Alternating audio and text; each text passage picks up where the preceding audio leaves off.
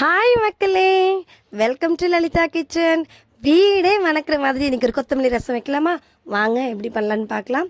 ஒரு மிக்ஸி ஜாரில் கொஞ்சமாக தனியா, கொஞ்சம் மிளகு, கொஞ்சம் ஜீரகம் போட்டு ஒரு ஓட்டிடுங்க. கொஞ்சம் பொறன்னு அரைச்சிடுங்க. ஒரு 10 பல் பூண்டு, கொஞ்சம் கொத்தமல்லி, மெயின் கொத்தமல்லி தான், இது கொத்தமல்லி ரசம் இல்லையா? ஸோ நம்ம கொத்தமல்லி போட்டு ஒரு ஓட்டி தனியாக உரமாக வச்சுடுங்க.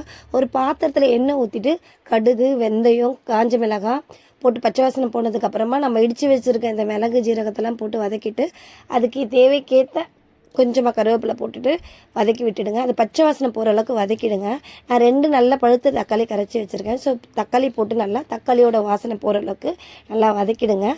ஒரு லெமன் சைஸ் புளி, உங்களுக்கு புளி மட்டும் நீங்கள் எவ்வளோ புளிப்பு வேணுமோ அதுக்கேற்ற மாதிரி ஆட் பண்ணிக்கோங்க. ஸோ ஒரு லெமன் சைஸ் நான் எடுத்திருக்கேன். புளி நல்லா கரைச்சிட்டு ஃபில்ட்ரு பண்ணிவிட்டு புளி தண்ணியும் அதில் ஊற்றிடுங்க. புளி தண்ணி ஊற்றுறப்பவே தேவைக்கேற்ற தண்ணி அதிலேயே ஆட் பண்ணிக்கோங்க.